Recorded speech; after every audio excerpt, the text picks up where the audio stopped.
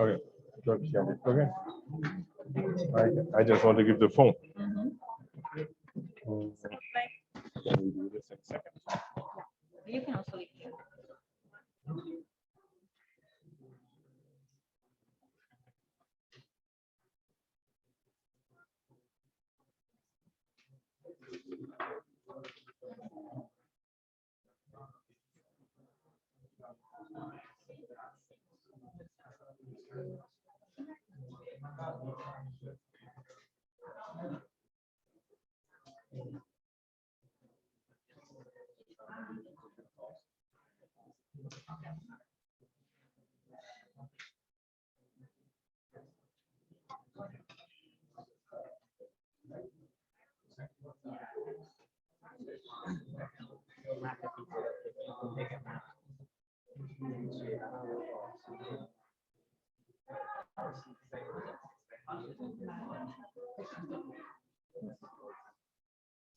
So ready to start. Yeah, we met for another event in Shanghai to promote emerging.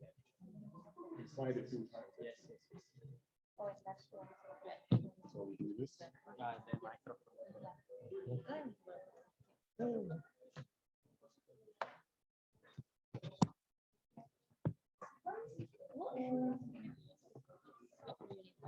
No. Oh, this way. Okay.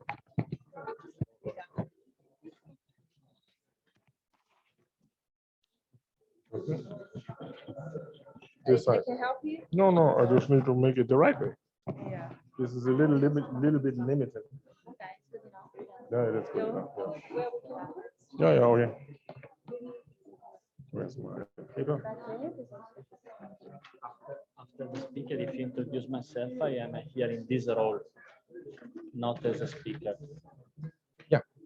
I know. Yeah. I was to give you told. the card. Yeah.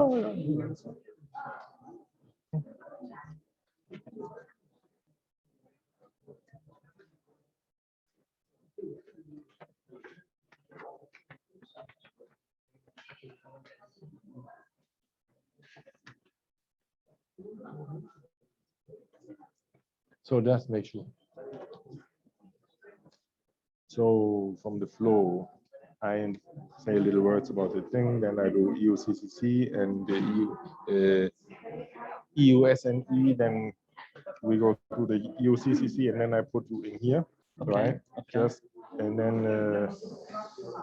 then afterwards I do reach, and then we go into topics of the agenda. Make Okay. sense?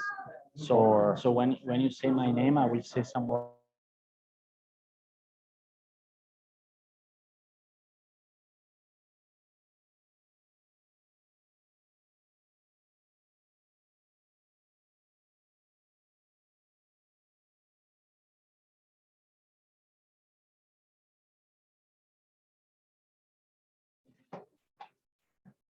So okay.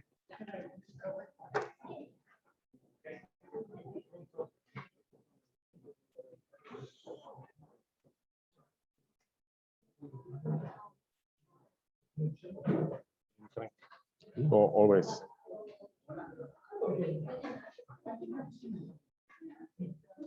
Okay. Good.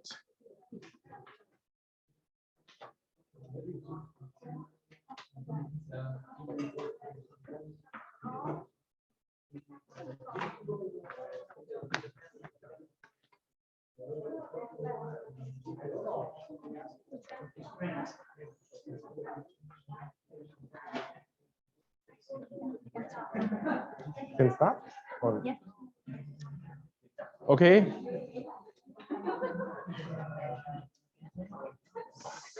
Can everybody take a seat, please, or just because we really are already 14 minutes behind plan, so we need to kind of don't want everybody on the web waiting too long, because it's a quite interesting conversations we have, but I think right now we need to get going. So with that, welcome to today's event here at MAPOS, and my name is Frank Redeker. I'm a board member of the European Chamber chapter in Nanjing, and it's a real pleasure to be here. And I really have the honor today to thank the EU SME Center and the Italian Chamber of Commerce, represented by Riccardo, and particularly by our friends here in Marpos, because it is very rare to have such an opportunity to cooperate with the chambers, and then in such a nice environment and with so many nice friends. And Marpos being a long-term loyal member to our chamber, then it's even more interesting and more grateful to be here. Big pleasure. So maybe we can start. And today's agenda, see, now we have the technical thing. Yeah, let's see how it goes. Doesn't go, so we do this by hand. Boom. Doesn't work. Okay. We are working on 2 different sets. No problem. Okay.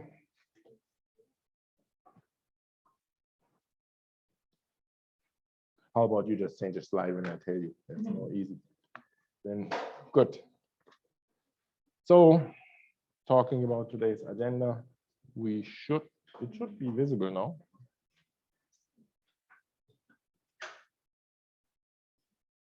We were supposed to start about 20 minutes ago, I guess. Okay. There we go. Yeah, this is me. Yeah, but that's not, this is more important. So, so we can try and continue. So today, basically, we should have started about 20 minutes ago, and I am happy to represent also and introduce you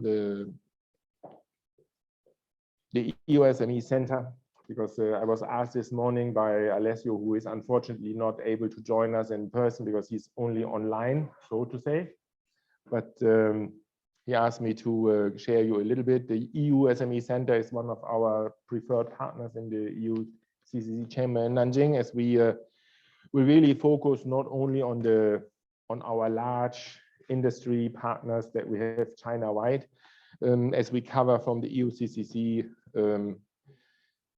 not only those, we also cover the SMEs a lot. And the EU SME Center here really helps us to cooperate and grow and support companies that would like to come into China, grow into China, and really get the right guidance to make sure that their entry into the market is quite successful. And as you can see, they started back in October 2020, and we are now in the phase 3. And being an official member of the European Enterprise Network, you can be sure that they are partnering with over 270 government entities and agencies to support businesses that want to come into China. For me, this is really one of the key elements, and maybe later I can share with you that it's also one part of our pillars in our company, that I really like to introduce the Chinese opportunity to European companies, personally myself too. They are based in Beijing, operate out of there, and that's why, you know, Alessio couldn't join us today, because because of the travel situation and the COVID, he cannot come.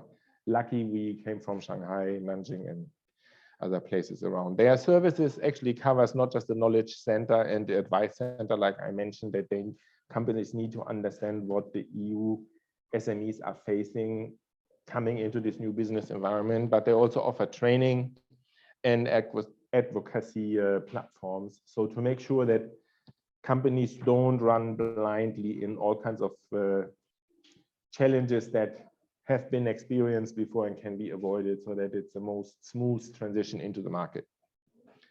And with that, they have more than 10 webinars and workshops coming up in the next few days. They are listed here.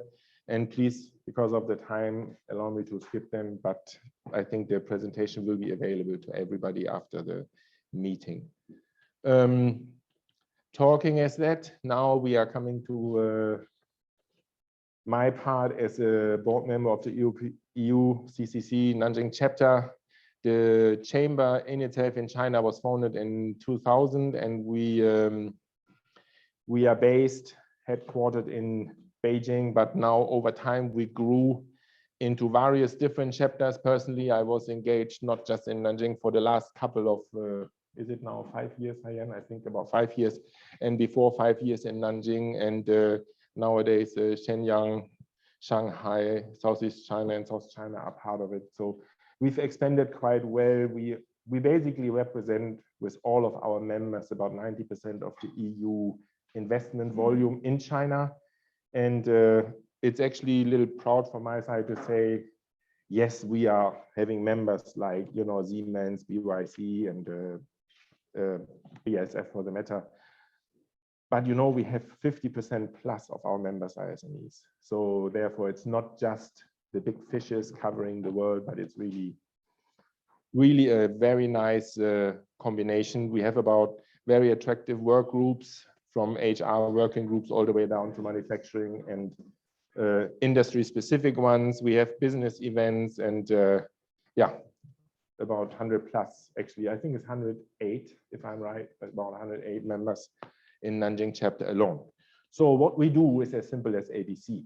Yeah, you can say ABC for advisory, for business intelligence, and C for community. So advisory council is pretty easy to understand. We basically give advice, we work with the government, share policies, and try consolidate all the input from our companies into a combined attractive package that we can sell to the government to influence policies in the right way, so that supports our business. The business intelligence is basically a good way to cover an impression, not just from our members, but we have a lot of surveys going across. We deliver position papers and market intelligence gathered by all of our members to make sure that we can actually help and support and guide the companies in the right direction for their strategies going forward. And in addition to that, of course, we also push policies and we support, let's say, PU letters in the travel situations that we have right now, or we push for trying to get a little bit better clarity on the energy supplies that we have available. And then, of course, last is the C part, which is the community, which is exactly what we do today. We collaborate with other chambers, we collaborate and network with all the parties, including governmental people, to make sure that the Nanjing region, Jiangsu region, with all the SMEs can have a really sustainable long-term future to grow into, you know, how they say, like an innovative environment. So with that, you know, now it's Riccardo's time to introduce the Italian chamber, because as a CFO, he's by far more qualified to do that than me. So Riccardo, Thank you. your time.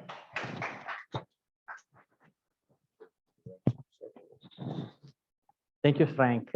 So a few words, and I'm happy to say a very brief introduction about China-Italy Chamber of Commerce.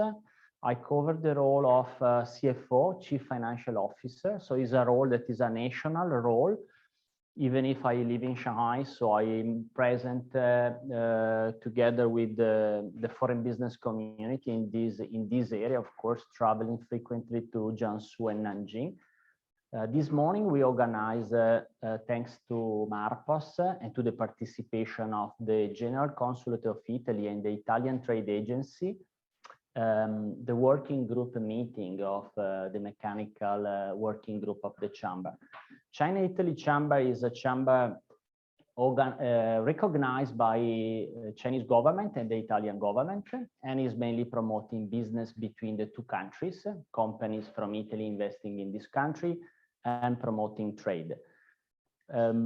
We had this morning an introduction by our chairman, and also Ermanno Vitali, who is a board member, who is based in Nanjing,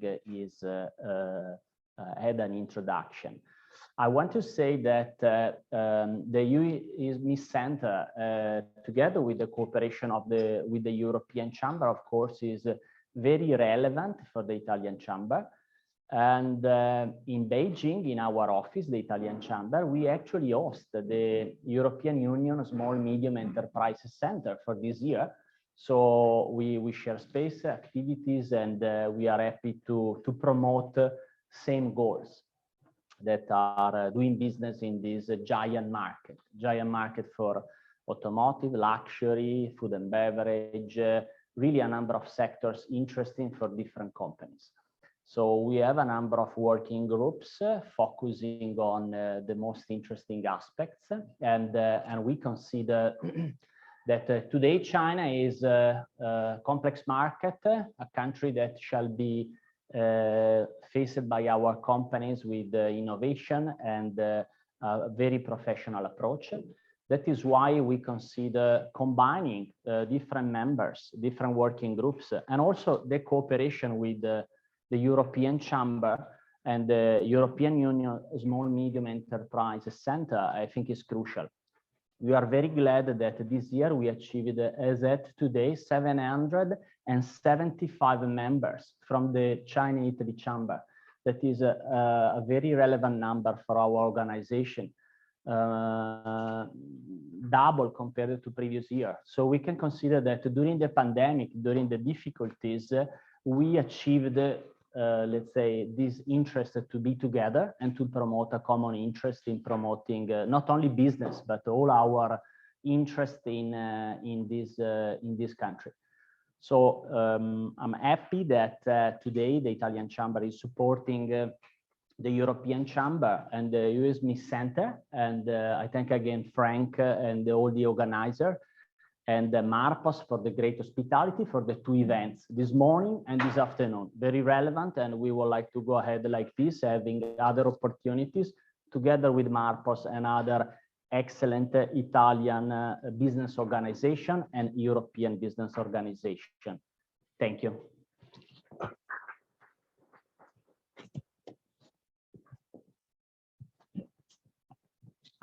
Thanks a lot, Lorenzo. And yeah, I think with that, we are only 1 minute late. So we've been able to catch up a little bit. So I really appreciate it. Thanks a lot for the introduction. And I think this cooperation really works quite nicely. So with that, I think we can start with Ricardo Varetta from to be our first keynote speaker. And is an associate as well, colleague of Lorenzo. And with that, the first topic. Thank you, Frank, for the kind introduction. Yes, I remembered. Yeah. So thank you, everybody, for being here today. I'm Riccardo Verzella. I'm an Italian qualified lawyer, and I work for the Andrean Partners Legal Counsel, who is an international law firm headquartered in Shanghai and with office also in Nanjing. So today I will address the topic of the new working trends in China and the new developments, but mainly from a legal perspective. So merely to comment which compliance risk may arise from the current trend and how the legislation has evolved, if it has evolved, to cope with these developments. And from my opinion, the answer is no. So that's why I chosen this topic. So indeed, before the pandemic in China, many other countries in the world, we did not have a clear and using practice of the new tools of smart working or remote working. And in particular in China, I would say that, so as of today, we don't have a clear set of rules regulating these new phenomena. We don't have any reference specific law which regulates work from home arrangement or more flexible arrangement or the so-called hybrid arrangements. Indeed, at the beginning of the pandemic, we have seen some special specific regulation which regulated this trend, but merely from a very temporary period, and which just required the enterprises to allow some employees to be able to work from home. As an Italian lawyer, I can share also a comparative perspective. For example, in Italy, since 2017, we had an organic law addressing this form of arrangement, and therefore also addressing the various compliance requirements and some related topics, which are, in my opinion, very important. Sorry, can I go ahead? Here.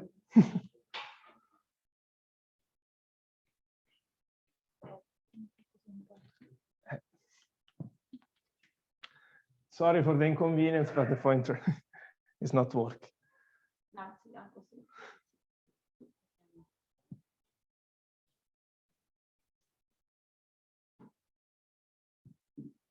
Maybe I can do from here. No. No.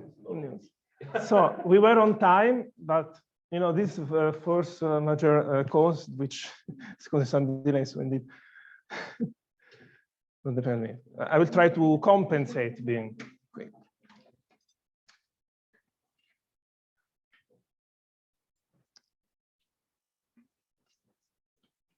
Actually, I can also go ahead without slides if you want. Yes. So. Oh yes.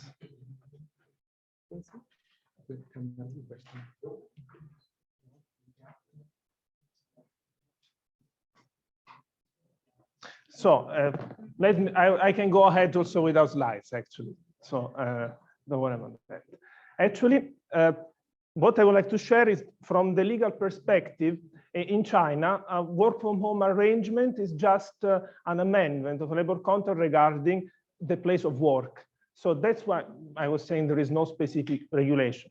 And this is very inconvenient in practice because this does not address the special requirement of this kind of arrangement, which can be, for instance, also the working time or other aspects, which can be, for example, work injury that happens while the employee is working from home, or other safety reason, also safety reason, because as you know, the employer is also required to guarantee the safety, to provide to the employee a safe work environment. Indeed, in work from home arrangements, this is very complicated to achieve in practice if you don't have special rules applicable. Currently, from a legal point of view, it is important to note that these arrangements cannot be imposed unilaterally. So as the legal source may only be an amendment of the labor contract, indeed, there should be an agreement between the parties, which can be either an amendment to the formal labor contract or an additional agreement regarding the workplace, but still a written source is fundamental to obtain this arrangement. And in any case, all the internal working standards, meaning the employee handbook, the internal working regulations that will be normally applicable, should be extended also to work from home arrangement. That's why, in my opinion, it's important to already update your employee handbook or to update your current labor templates to expressly regulate this possibility, because indeed, in the times we are living, this can be an actual situation which you will need to regulate, as the laws do not regulate clearly this form of arrangement. It is better to have some clear issues addressed. So, for example, there are no specific provision about working time. So this means we shall apply the normal rules which are foreseen in the labor contract law of the People's Republic of China and on the labor law. So what does it mean? That generally speaking, we cannot achieve a real flexibility with work from home arrangement. Instead, in Italy, in the specific law that regulates this arrangement, will the legislator try to achieve more flexibility, so that on one hand saying that this form of arrangement is consistent with some tasks and roles that are more target-based. So meaning that it is not important the actual hours spent when working, but some targets. So in Italy, we only had some mandatory rest period with a right of disconnection. In China, we still have the classic working system. So indeed, if you have, as usually happens, the standard working system, still you will have the 40 working hours per week. You have to respect the schedule which is outlined, and therefore you don't have the flexibility of having a sort of package of hours, for example, on a weekly or monthly basis. This is possible, but will be considered as what we call the comprehensive hourly system, which in China requires a form of approval from the authorities, similar to other flexible arrangements. So in China, any form of arrangement which is different from the standard working period generally requires the approval of the authorities. And to this, I would like to mention that also on this, that flexibility in China, under the flexible hourly working system, is generally reserved to senior managers or to special industries. That's why it is the current regulatory framework is not yet updated to address these issues. Then indeed, from a practical perspective, as we don't have a special law regulating some aspects that arise from flexible arrangement, broken from home arrangements, I try to address the main questions you may have one of these arrangements. So the first one is, for example, which kind of expenses may be reimbursed to the employee? So can the employee claim example expenses related to the purchase of computer or the use of internet, which may be required during the work from home arrangements? And based on the common interpretation under Chinese law is in the sense that these expenses shall be reimbursed, provided that they are related to the and needed for the arrangement for the work from home.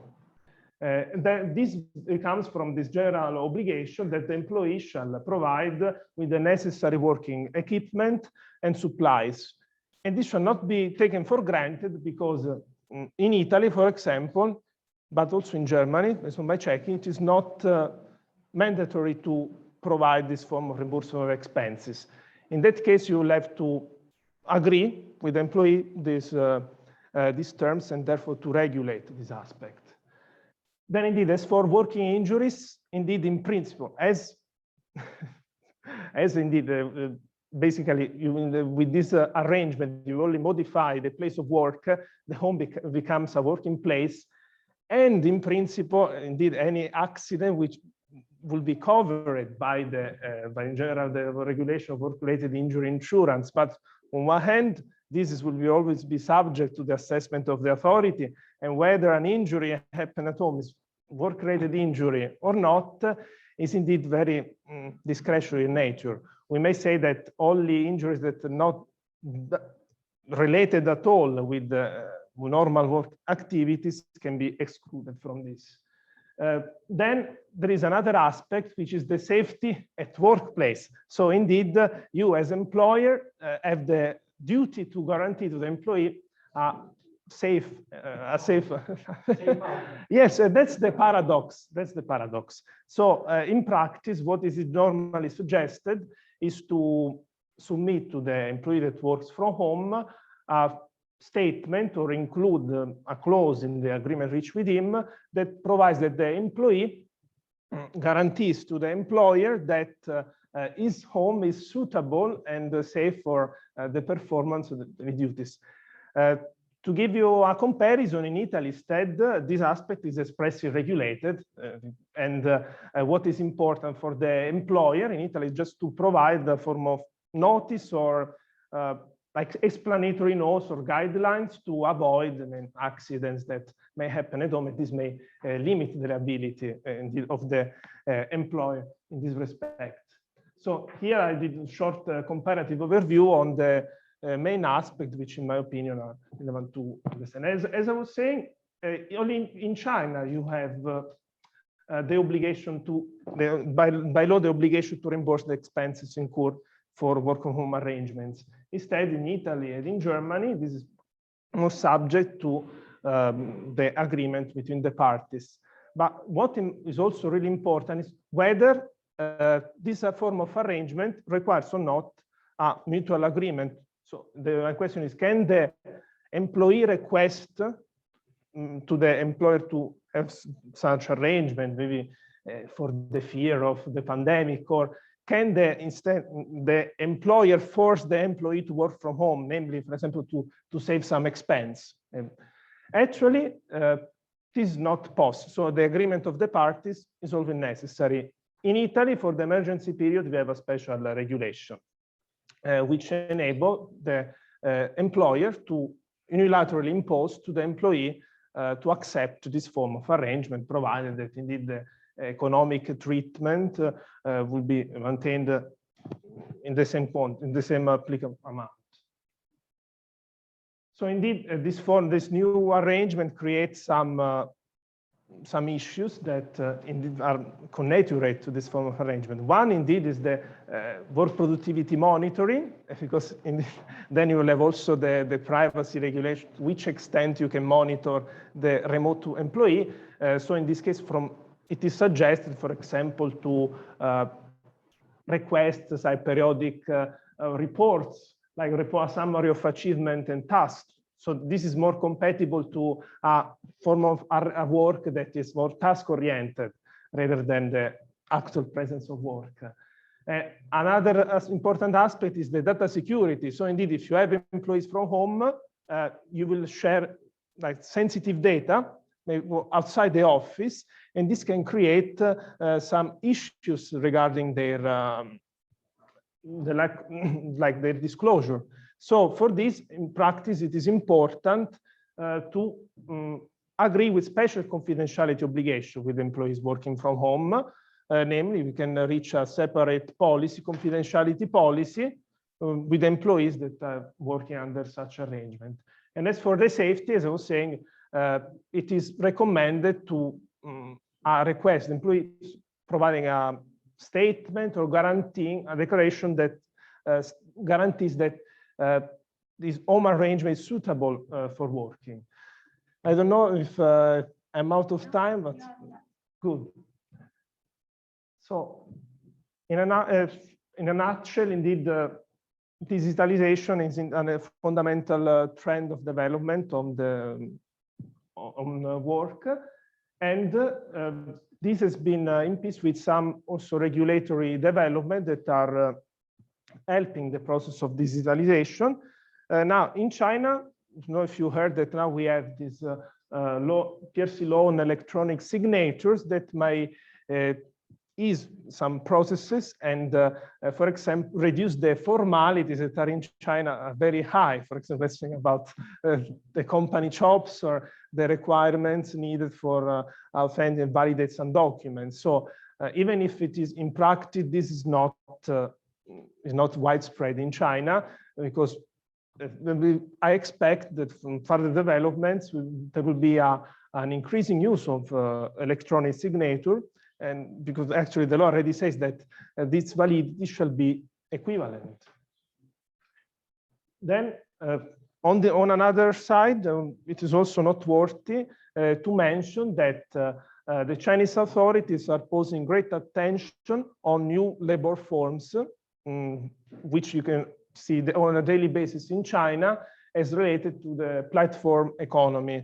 Indeed, all these workers that are working, mainly riders or drivers, which actually are basically dispatched by some platforms or applications, I've seen that labor rights not fully protected. So now there is a strict scrutiny of the authority, and there was adopted an opinion on July 2021, which in perspective will introduce more guarantees to these employees, mainly in terms of protection from labor, from injuries, and in terms of participation to the social security system through the platform that is actually hiring these employees. So basically the principle is to hire direct, the trend is to hire direct this employee or have this employee dispatched by authorized companies, such as FESCO, for example.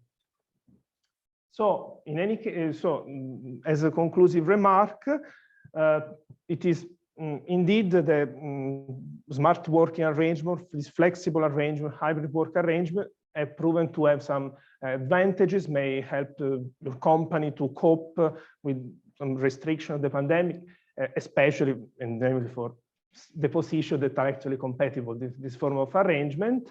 But considering that the legislative framework in China is not developed and does not clarify many of the involved issues, it is important, in my opinion, that you already start to update your labor contract templates so that to foresee and address the practical issues that this may imply. Because sometimes you can also have a situation of force majeure, or in which you are actually imposing objective circumstances to rely to these arrangements.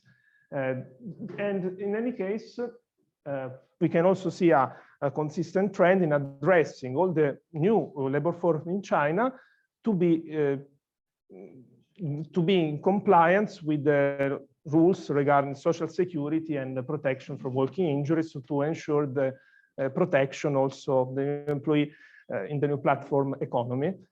And it's all from my side. Thank you.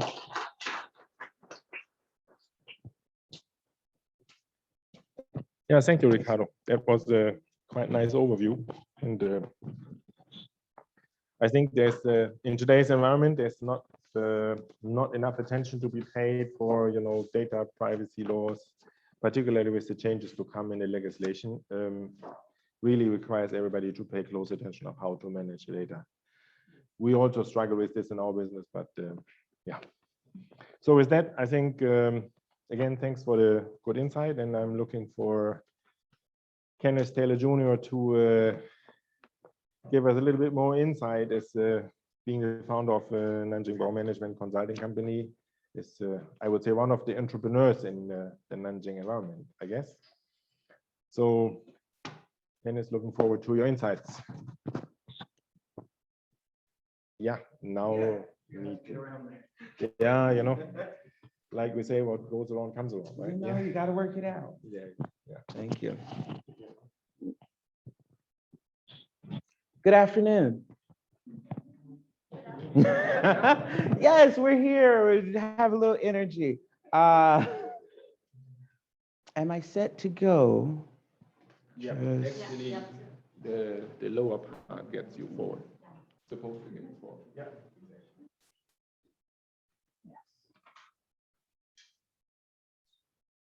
Oh, Lord. There we go. Hi. My name is Kenneth Taylor Jr. I am the founder and owner of Nanjing Ingbao Management and Consulting Company in Nanjing. We've been in operation now for almost 2 years. We opened January 9th, 2020. So right before everything started, I opened a company. Yes, so I called my presentation COVID-19, Challenging the Status Quo. Because if I learned nothing else, I learned how to operate my business in the middle of very choppy waters that was very different from my prior experience. When I first came to China, I spent my first 4 years here teaching IELTS and TOEFL and writing small business plans and consulting, and it was a lot of fun. My experience in America, I've worked for the federal government, local government, and a lot of different places. And so opening my own company in this period was an interesting experience and an interesting insight to what occurs when the floor becomes very shaky right in the beginning, yeah? So I'm gonna talk about just 5 simple concepts. Office space flexibility, couch drain versus table focus, opportunistic drive and versus respect, the importance of orientation programs, and then also how border and visa restrictions have affected work over the last few years. Now, as we all know in the beginning, we all switched to working online. You know, you had Zoom, WeChat video, Tencent, everyone's trying to figure out how to use these applications. And there were a lot of things that you had to take into consideration. One of them was the time and the size of your meetings or appointments. All of them have limits, you know? With Zoom and with Tencent, you could have this many number of people for this much time, unless you brought a license, and then you could have a bigger one. But what if your company didn't have a budget for this sort of interaction with your clients, with your students, with your employees? So we all had to figure out ways around it. WeChat video, I added there because we used it, but it's not a secure, very good way to have. It was like more of a emergency situation or a casual conversation.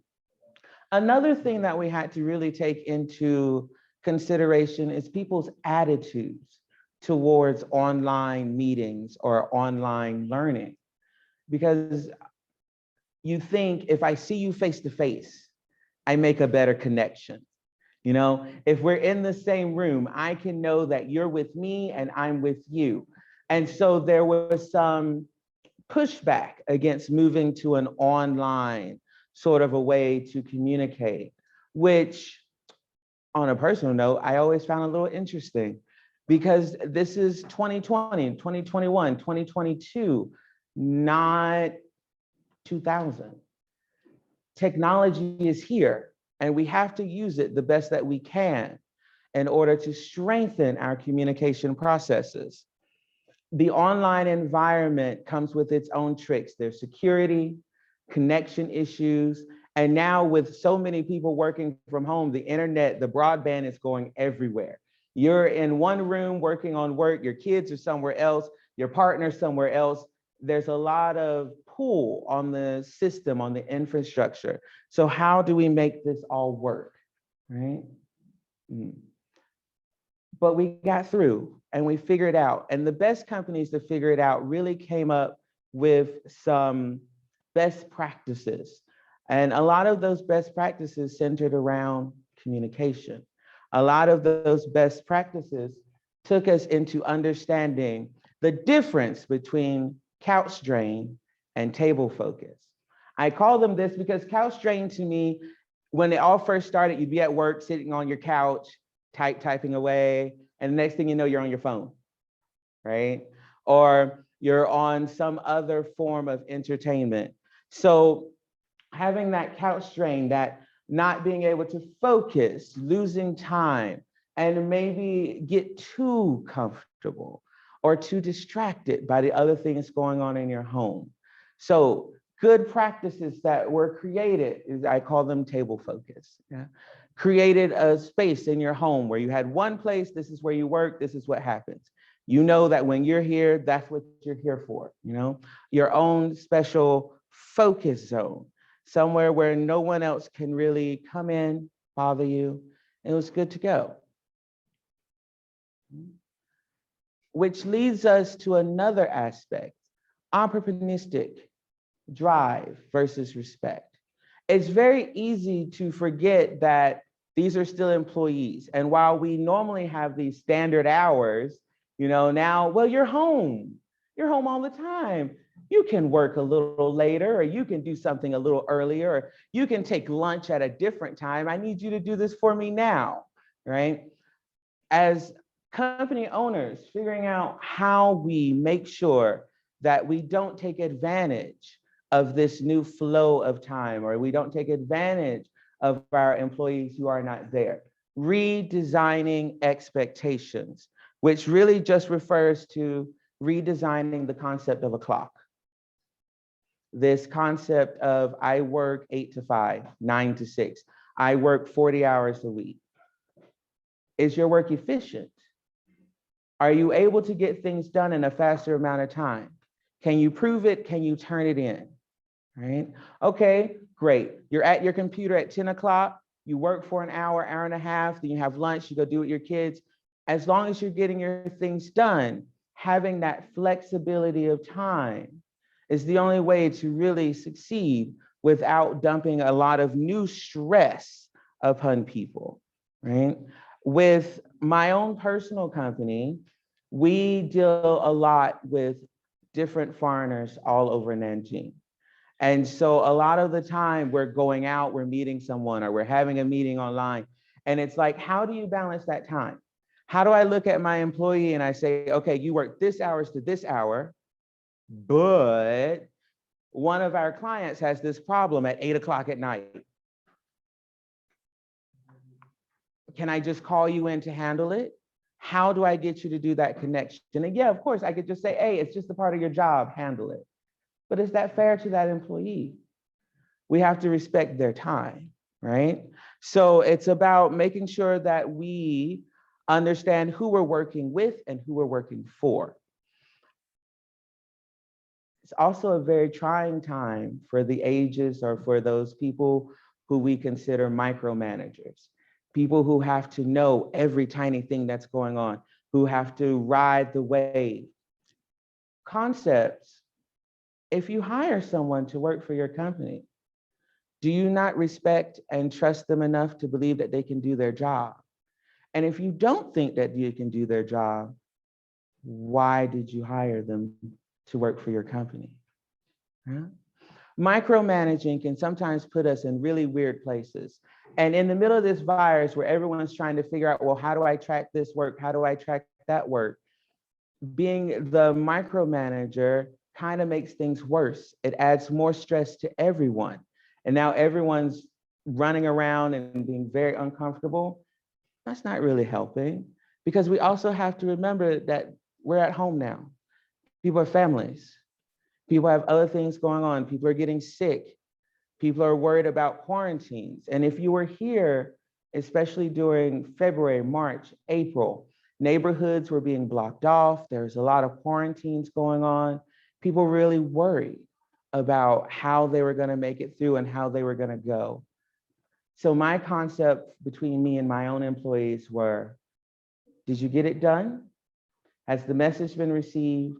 Is the job done? Then great.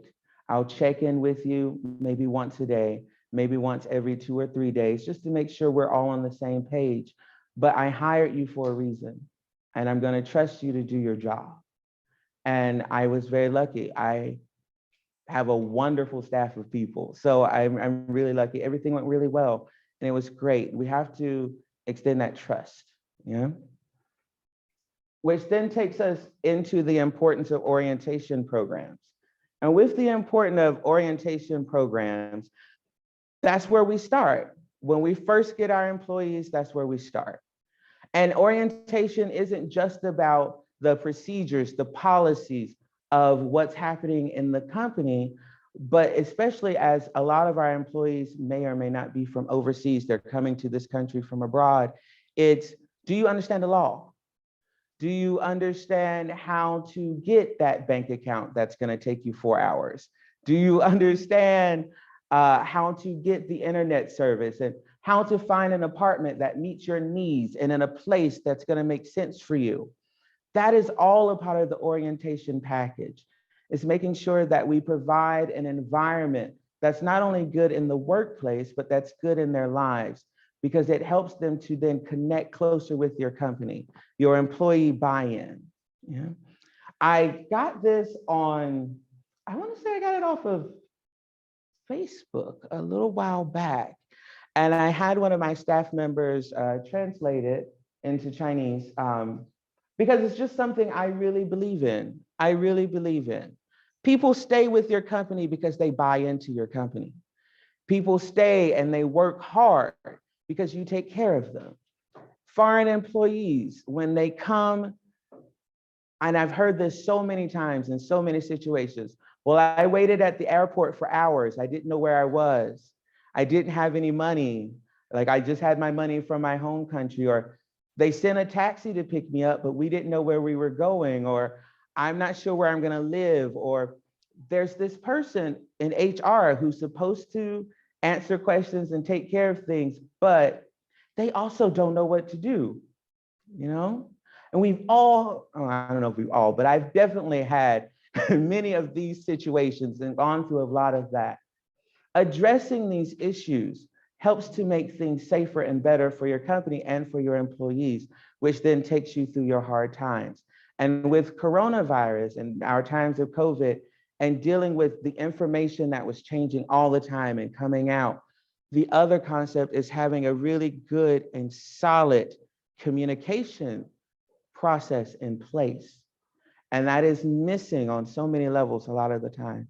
And a lot of these chinks, if you will, were exposed when COVID hit us.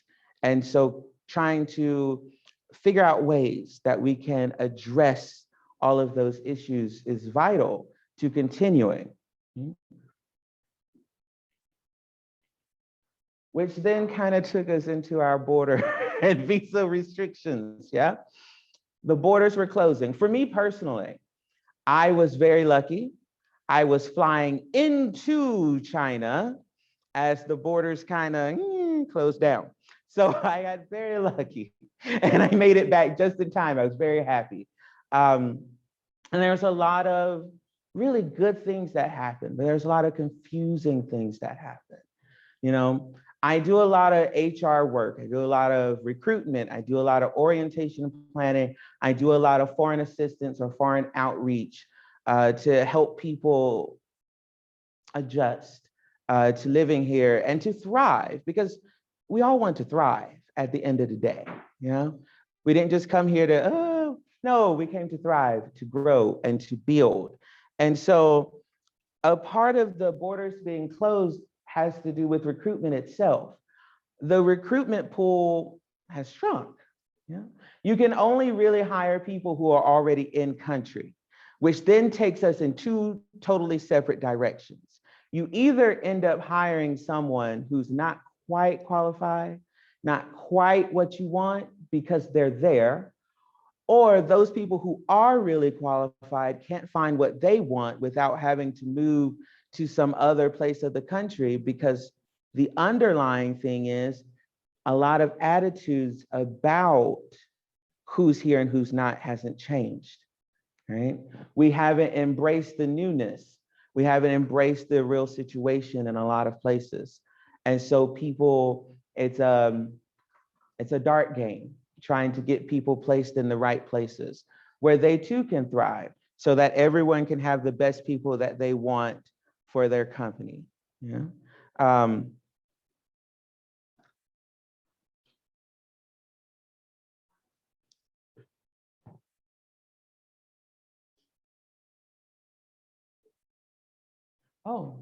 Oh no, this isn't the newest one. I'm so sorry. This is, oh my. Yeah, I'm missing like,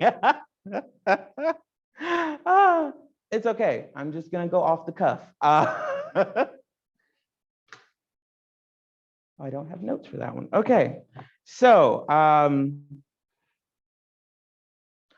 the important parts of doing business and making it through COVID. I'll start with, oh, aren't you so sweet? Yes, thank you. Oh, no. It's okay. I'm just gonna pull it out my head. Concept number one, technology. Technology and using it to the best of our capability, right? Helping to change attitudes about being in a technology-driven environment and allowing people to feel safe and open. So creating those security policies in your own offices. For our office, especially when we were using Zoom, I love passwords. I love the waiting room option. You know, it made things so much safer, and I knew who was there, who wasn't, how it was gonna go, you know, and then creating policies. Where is it that you're holding this meeting? How safe is it where you are? To piggyback off of the presentation before and thinking about legal aspects, because you're responsible, you know? How are you setting this out, and how are you securing the data that's being shared, right? For my particular company and industry, it really was a matter of attitude. I deal with a lot of companies that are in education and teaching, and parents are, well, being online is not the same as being in person. I don't want my child in online classes, and having to really talk to them and be like, you can still get the information. It depends on how you create the environment. Yeah. Concept number two. Oh, I really am just going off the top of my head.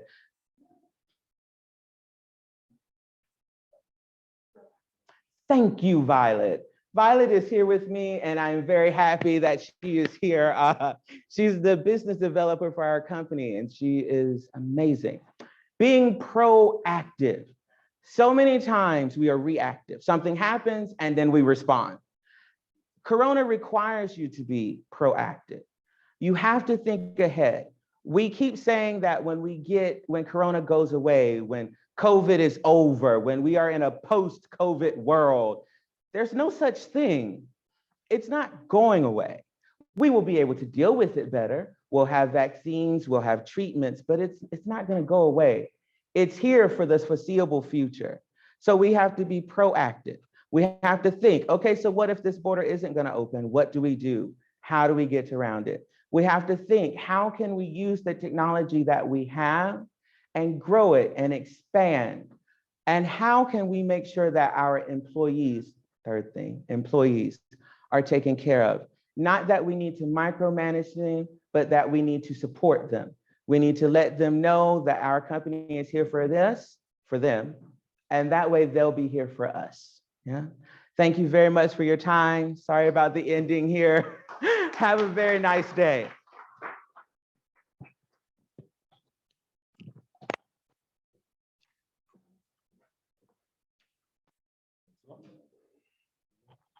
Thanks a lot, Kenneth. Great insight, and particularly, you know, I like the comment you made about this virtual meetings and why people prefer face-to-face.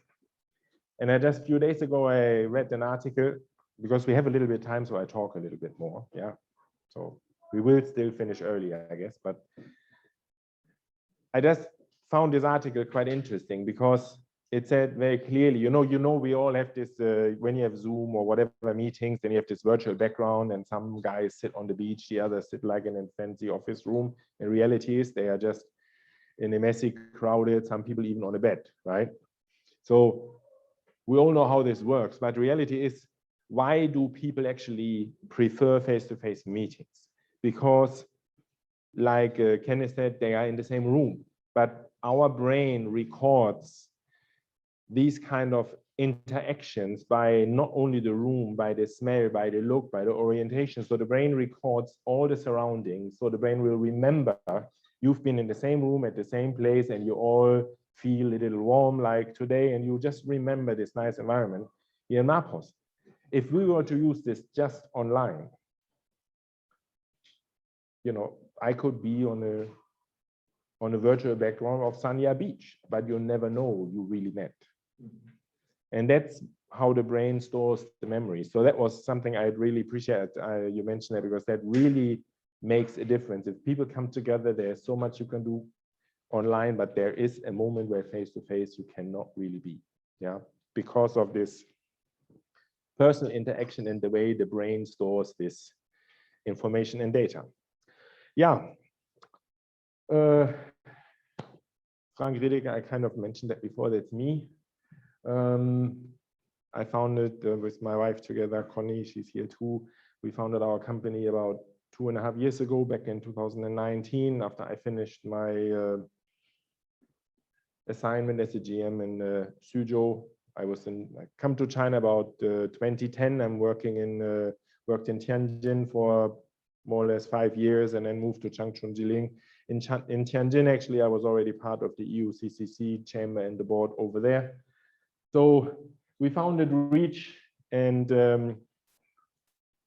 if there's anything I learned in my 35 odd years of career, you work with people and through people, right? And that's why I think our HR company, our headhunting company, or I should say executive search, because that sounds much more nice and established, but matter of fact, it's the same. We provide exactly the talent that is suitable for the job that you do. And we focus, you know, Mapos is literally a very good example of what we do, because it's manufacturing, is smart manufacturing, is IT related, is full integrated industry 4.0 specialist, the whole from IT APP platforms to fast moving consumer goods.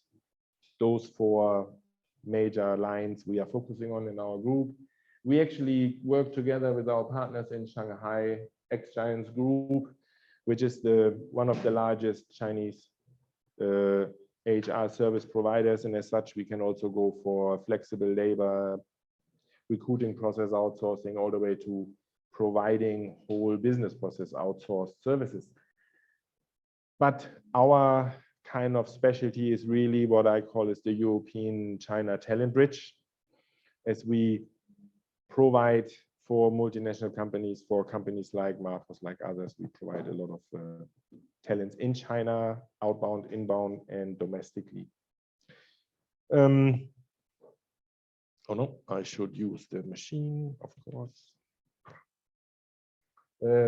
This is a little bit of the background. Like I said, what we do is we do executive search. We just find the right people.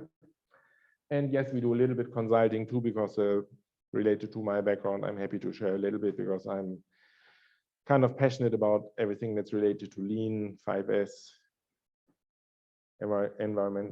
environmental health and safety. This is a little bit what I like to do on the side as well. Little picture of our broad portfolio of customers.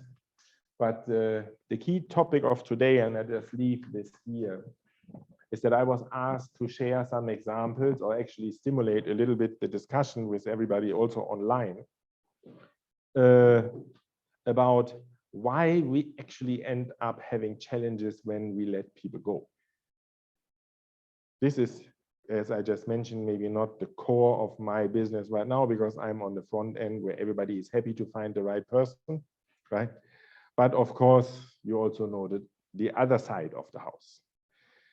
So why I think from my career background, we always ended up in challenges. And if I say challenges, probably you could also call it court, yeah? But it also starts with C, and challenge is always better. Huh? So there are key elements that we normally do, or actually not do, that leads to trouble as soon as you have the release process finished. One of it is and this is for me probably, and this is actually not just China, but in particular, from my background, I can tell you performance management is absolutely important. But it has to be honest, because if you don't provide honest feedback to your employees, to anybody you work with, whether shop floor or office, doesn't matter. If the feedback is not honest, you praise them every day here and there in emails, on WeChat and what have you, right? And then one day you tell them, you know what, you didn't meet your KPIs all the time, you are out. Then guess what's going to happen? You'll be going straight forward to court because the employee says, you know, this is ridiculous, doesn't work. And the evidence says you said 250,000 times, the employee did a great job, and then you have 2 or 3 KPI data that weren't right, and you will lose in court. It's very simple, yeah? It happens everywhere, and I'm pretty sure when I look around the room, and you see a lot of people nodding heads, means it's almost everybody faces this thing. It is really key that we help employees to understand where their level of performance is. Not to let them go, but to also help them to improve, to learn, identify the right training, to make them able to be the performing employee that we appreciate and that we like. If it's not, and it's properly documented, the release process is very smooth. And it's not costly, and it's not going to end up anywhere. Second part is when you execute the process, the termination discussion, the exit interview, and people don't follow the process correctly, only chabudor, right? Then guess what's going to happen? There's another door that opens up for anybody to claim compensation for unlawful, is that the right term? Unlawful termination, yeah, or dismiss, exactly. Yeah, I'm not a lawyer, I'm just, you know, but that's, you know, you can see it's, yeah. Actually, I can give you a very nice example about this, and this was actually in Germany with a very large international, shouldn't say American company, but yes. We were trying to let a person go. We wrote 3 warning letters. And in Germany, it was kind of the rule, you need to issue 3 warning letters to be able to then, if the candidate goes to court with you, then everything's going to be fine. Yeah, guess what? In this well-known American company, all the 3 warning letters didn't hold water in court. So candidate still works today. They couldn't let him go. Court says it's completely illegal to let the guy, to terminate the guy. No reason, or pay tons and tons of money. So these processes have to be followed absolutely correctly. Otherwise, it's going to be expensive or embarrassing, one of the two. And for me, this particular experience, I can tell you, will stick for me until I don't know when, but for a long time, because I like the guy, but he didn't really do his job. He really messed it up completely. Cost about 100,000 euros in one incident, and I let the guy go. Everybody know I fired the guy, and about 4 weeks later, I had to let him come back into the department. It's so kind of funny, yeah. And because we didn't do our job in the procedures and processes, yeah. And then it actually also goes to contract management. If you want to let somebody go, then you really need to follow the rules of the law, right? There's no question. Yeah, they're all kind of tied together. Another one, which is actually yesterday I talked to our HR in Shanghai, yeah? And she said one of their major issues here in China is Social Security and Housing Fund. And why is that? Because until a few weeks ago, I didn't know either. We actually, the candidates in some areas can actually pick the level of Social Security they want to get paid for.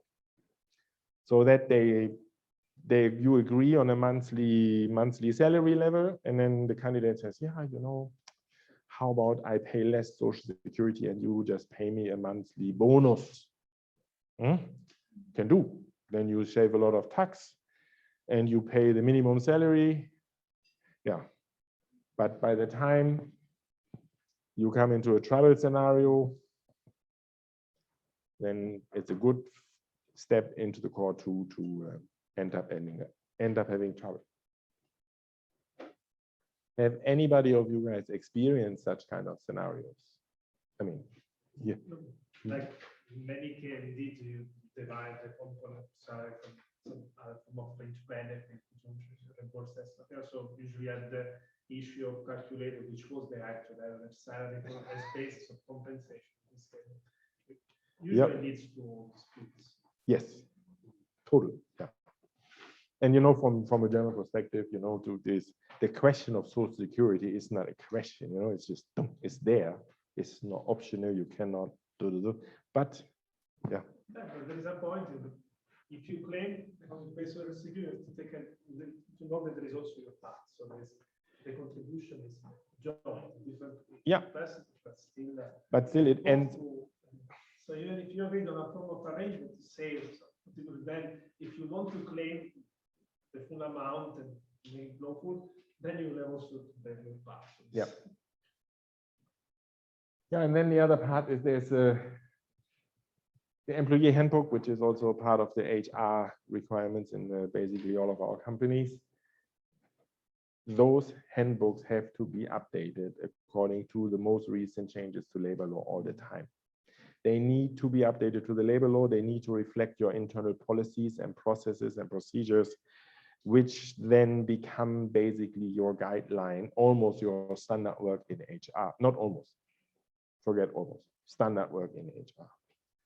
You have to follow these kind of procedures. Otherwise, you end up in either of the four on the top, which then actually also leads to the fact that in the HR teams, you need to have people that really do understand the requirements by the Chinese law.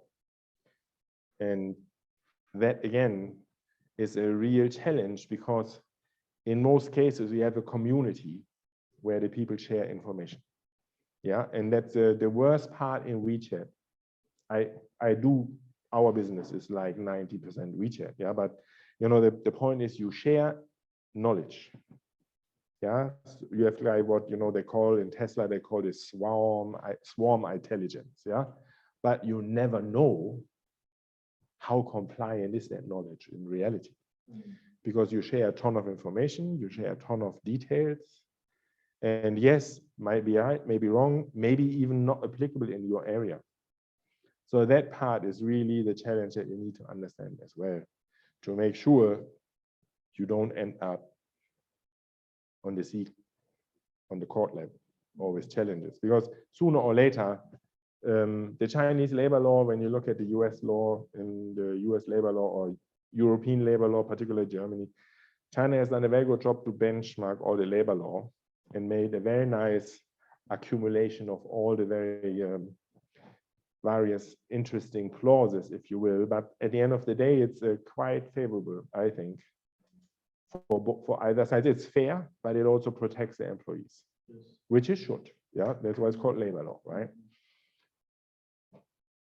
But therefore, we just need to be sure we understand what we are doing, right? So anybody want to share some examples from your history? I'm not asking for the current ones. There is, yeah, my current company had this problem, no. But the idea is this sharing. If there's any point I've missed, this is just where I could, you know, say we have a lot of examples that drove this kind of bullet points. But I really think it would be a great idea if we can just share a little bit of personal experience that we've encountered over the last years in this aspect. Or anybody says, no, no, I'm not going to say anything yours. Please. I think that was number 4. So I think this gentleman also mentioned one case. I want to also share incorrect social security payment. I think that our company did in the past.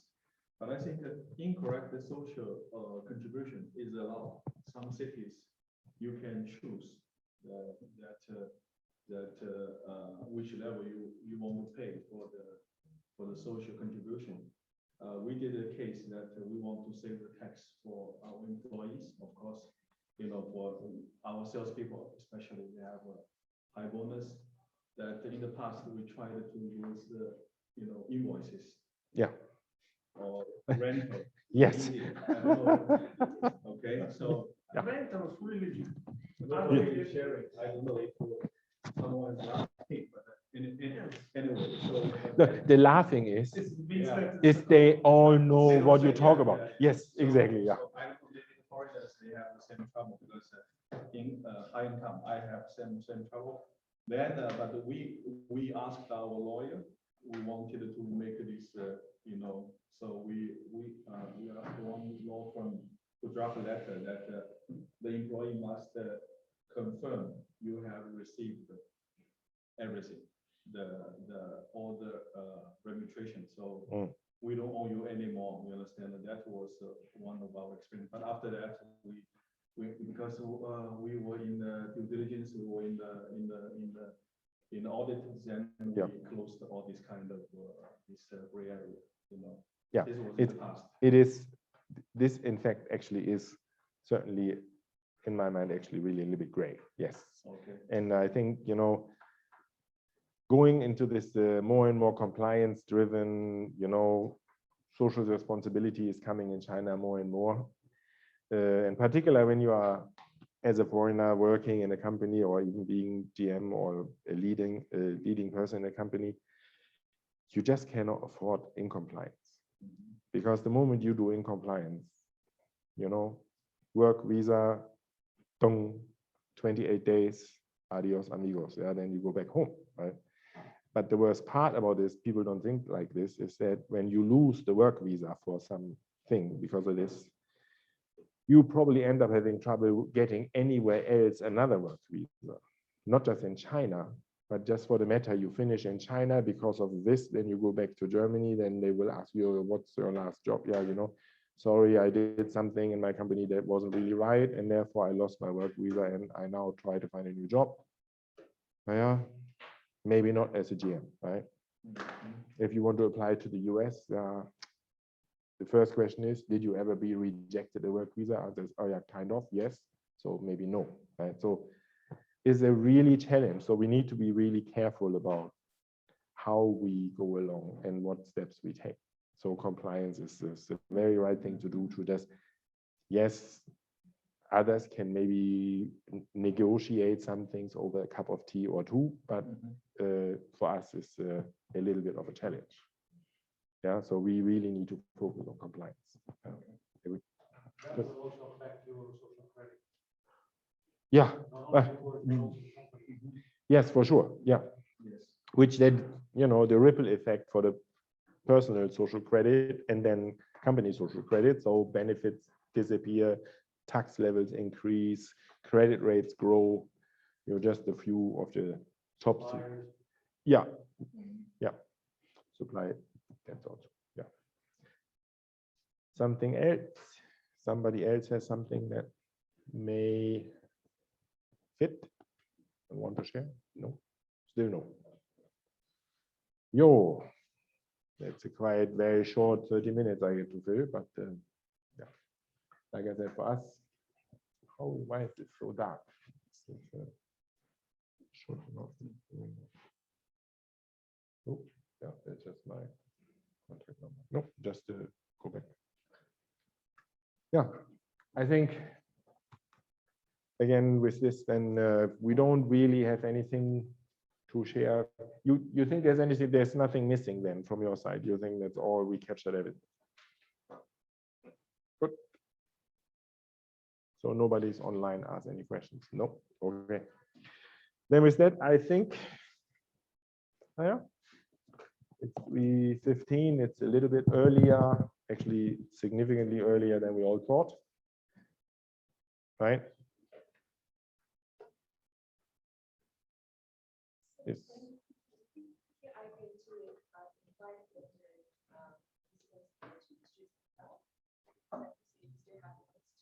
Yeah, of course. Yeah, then I just need to find a way to pass the microphone around because otherwise they.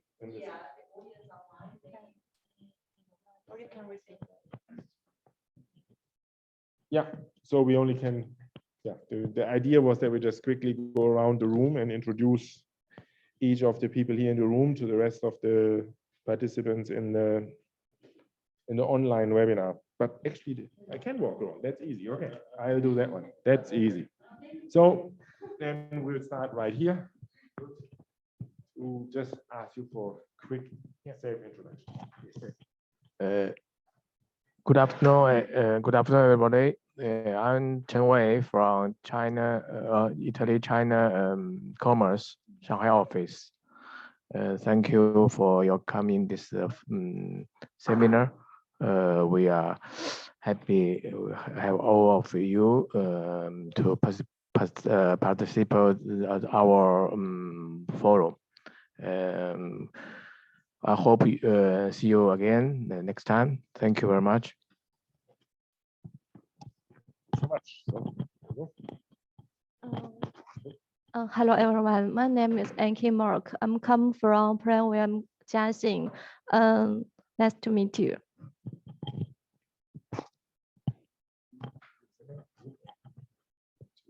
This is a little bit of a challenge.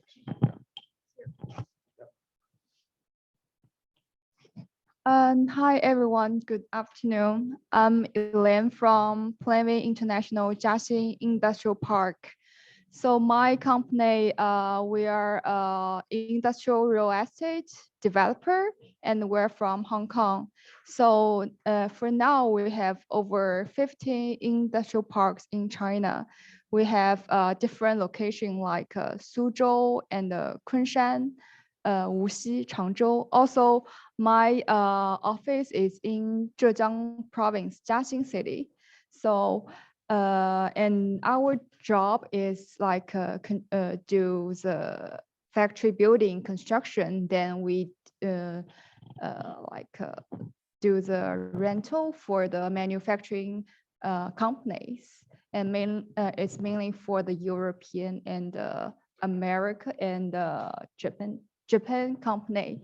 So if anyone have any interested to do some investment in some new place or want to do the site selection for the new factory, please feel free to contact with me. Thank you.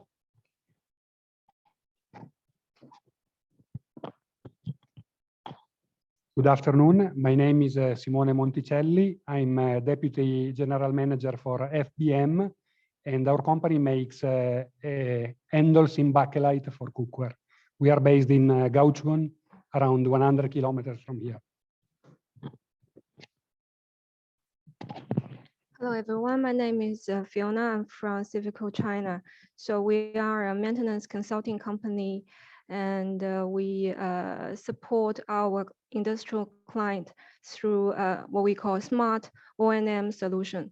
So our clients are mostly big utility projects like metro, like power generation, environmental project, water treatment plant, waste treatment plant, and also big process manufacturing plants. I'm in charge of overseas business, so we also do projects from China to place all over the world, including my projects in Algeria. Yes, and we are a French company, and we just joined. I think we just joined the Italian Chamber of Commerce a few months ago, because we also have Italian clients like Marelli, like Danieli, and also Goglio in Tianjin. I think it's good to have this Mapos visit and also join the section in the afternoon. Thank you.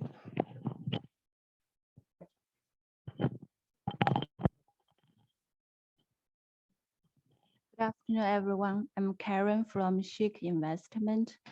We are also recently cooperating with the Lishui government, just settle European Enterprises Service Center there. So we provide a full line of services for global companies, whoever come to Lishui area for the business and talent supplier, all kinds of services. Thank you. Hello, everyone. My name is Lucas, and I'm also from the Plainview, but the same Plainview group, but the different companies. I'm from Plainview Changzhou. So as content of our company has been introduced by my colleague from Jiaxing, we are a space provider. So as a space provider, all the foreign companies are welcome, especially the manufacturing companies. Thank you. Roberto Zanotti, Prima Industrie. We have two divisions in a plant in Wuzhang, one for electronics, special electronics for industrial applications, and one for machinery, sheet metal application machine tools.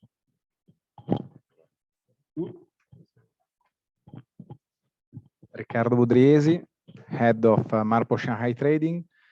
And yeah, so maybe we have already understood what we are doing here in China. We found this topic today particularly interesting. In China, as you know, as Marpos, we are employing over 700 employees. So some of those topics are extremely interesting for us. And yes, I would say that among the topics that we have discussed, sure, the recent changes also for the cybersecurity law that is probably related most of the data that we manage from our clients is something that is on the top of our concern for the implementation. Just a short comment now for us nowadays, the topic of smart working is important, but much less important than maybe as it was 1 year and 1.5 years ago.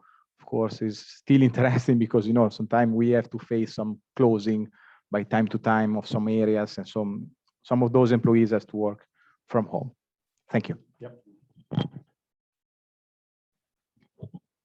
Hi, everyone. I'm Tony. I do my own business. It's like the trading, doing a trading business. Actually, deal some products from Europe, from the Italian, from the UK, this kind of country, and do some business in the new energy area. And actually, I was born in Nanjing, so it's really welcome you guys come to Nanjing. And if you get any problem or any things you can't understand, I would like to share my opinion and my results. Thanks.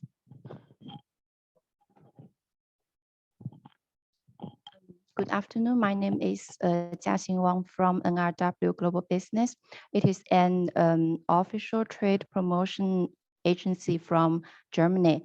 And we have 5 representative offices in China, and we help the Chinese enterprises to settle in NRW. And since the reform in 2020, we help also the local enterprises in NRW to explore the Chinese market. Thank you.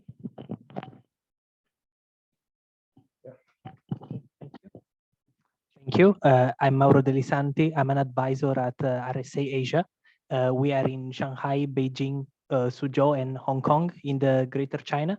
We specialize in taxation, advisory, and accounting. So if you need help, we are here for you. And yeah, all the best in your business.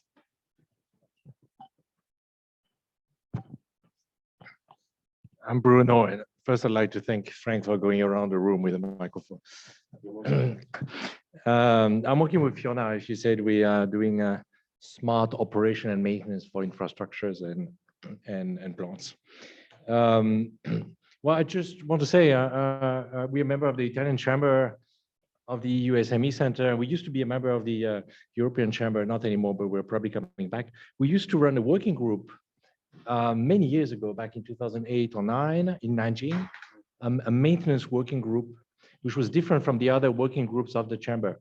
We had like more technical exchange purpose at that time with mostly with the big chemical plants.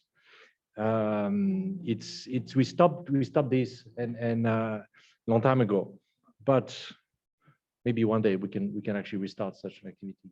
You're more than welcome to join us, and then we'll do that together. Thanks. Maintenance is kind of my background, so marine engineering. Okay. Yeah. So. Okay. Good afternoon, everyone. I'm Connie Chen Radka from Rich Talent Consulting. Our main business is talent research, and we focus on IT, IoT, semiconductor, smart manufacturing, and FMCG, fast-moving consumer goods. So if your company needs this kind of talent research, we are happy to help. Thank you.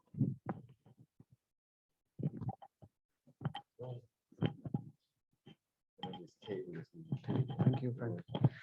Good afternoon, everybody. I'm Ermanno Vitali, and I'm CEO of FAM. We are an Italian company, and we produce batteries. Our factory is in Yixing, in Wuxi district.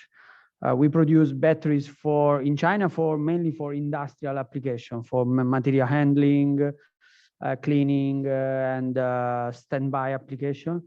In Italy, we also have the production for starter batteries for automotive, and we are the first Italian company to start to produce the full chain of the lithium batteries.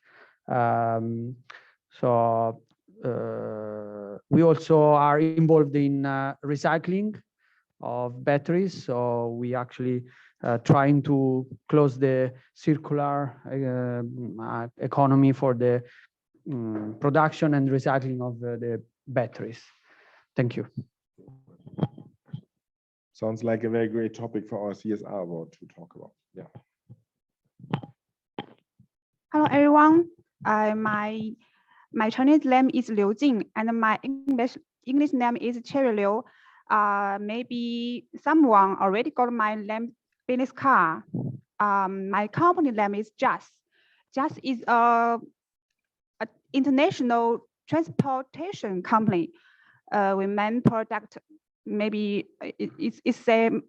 Our main service is transport to the cargo, export from China to overseas, or transport the shipment or cargo from overseas to China. It's the first time I joined the event in JAS. I'm glad to see you all. Thank you.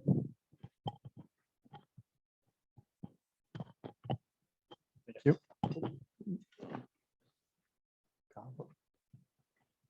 I'm Tiziano Sandonini. I'm from Santoni, we are knitting machine manufacturing. We are based in Shanghai. We have a factory in Jishan, one in Fujian, and one in Jiading. We are producing all the different type of circular knitting machine. We are quite interested in all the topic that we are managing here, and very interesting because always companies looking for talent, and it's not easy to find.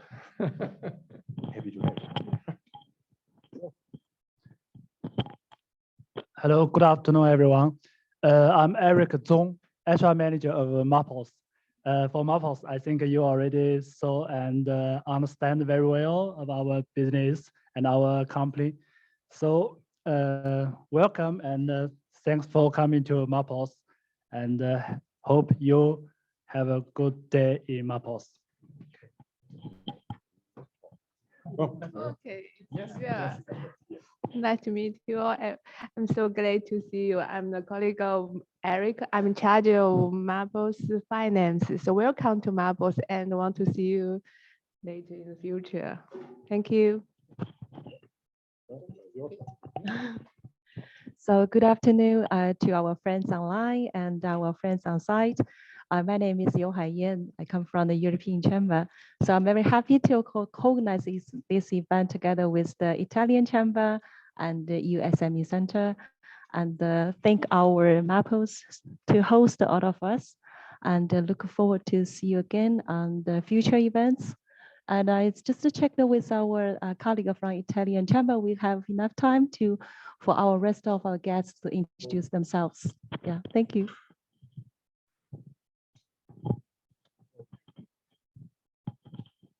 Carlo Nizia, I work for UFI Filters Group. I'm also one of the coordinators of the Mechanical Engineering Working Group.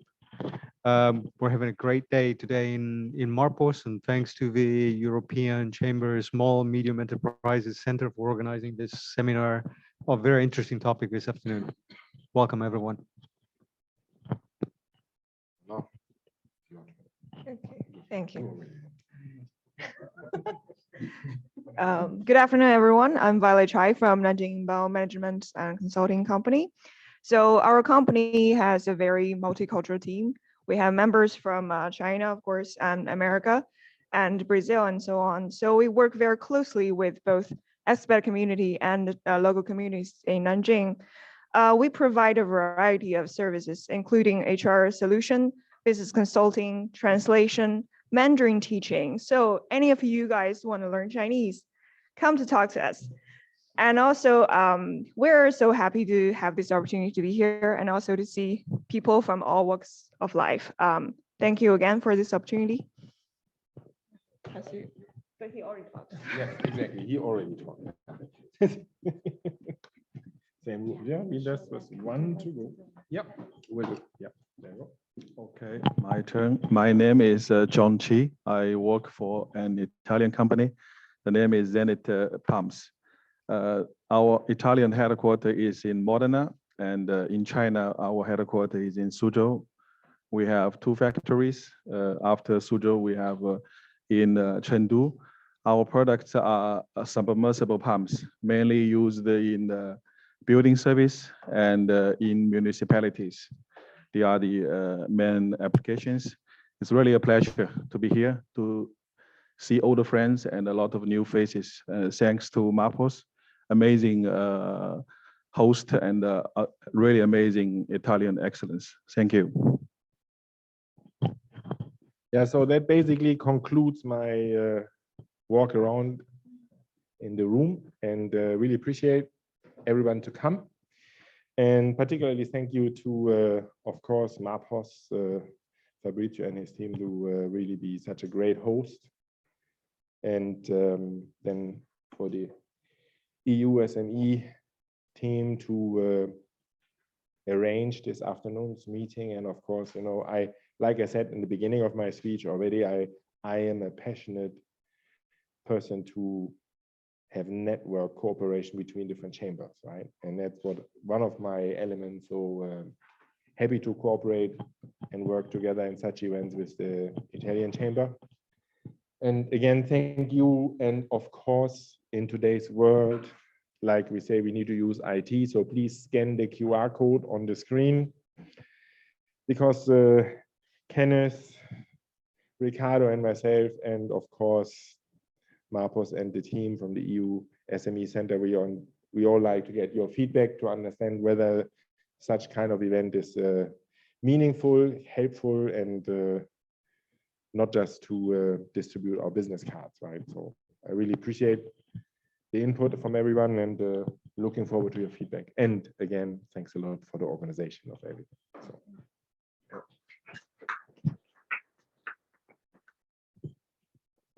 If you can come now, and there's a wait, it's really quickly, like 5 minutes, please. So we check who did the survey, right? Nobody leaves the room without. Yeah. Yeah. Okay. So now this is back to you.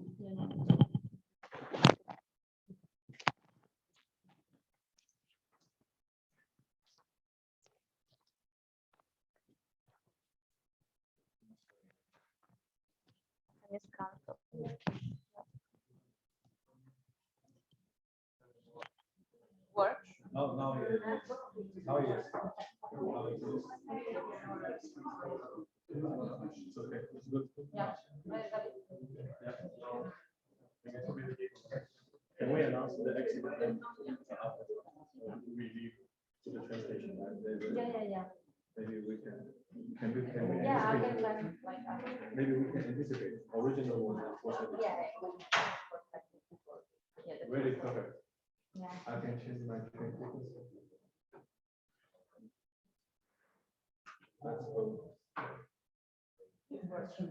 We can move a bit early. Very good. Informative. This takes 1 hour, right, from here.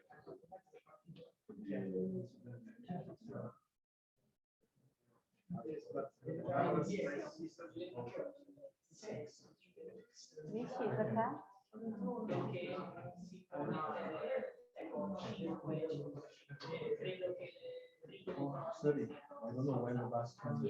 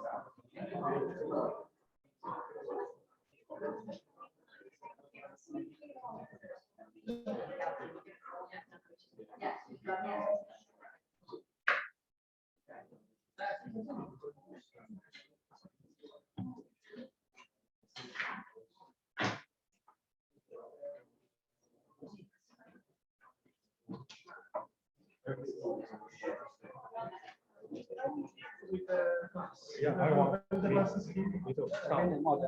Yeah, Modena. Io sono di Modena. Simona. Io Modena. Entro Modena. I see. I don't speak Italian. Yeah. But you